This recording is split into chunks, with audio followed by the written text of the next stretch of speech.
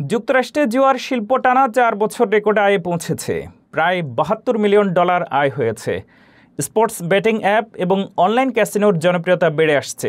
তবে জুয়া আসক্তিও বেড়েছে। প্রায় 2.5 মিলিয়ন মানুষ গুরুতর সমস্যা ভোগ করছে এবং আরও 5 থেকে 8 মিলিয়ন মানুষ উল্লেখযোগ্য সমস্যার সম্মুখীন।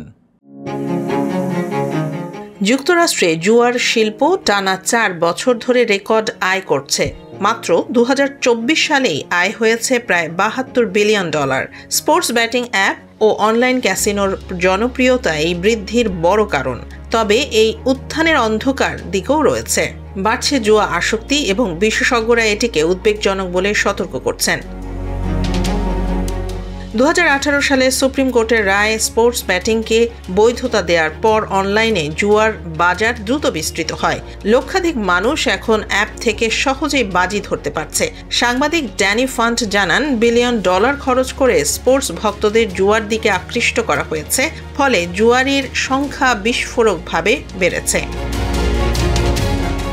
আমেরিকান গেমিং অ্যাসোসিয়েশনের তথ্য বলছে, in person casino, online casino ও স্পোর্টস অ্যাপ সব ক্ষেত্রেই আয়ের নতুন রেকর্ড হয়েছে। কিন্তু এর সঙ্গে বাড়ছে সমস্যা।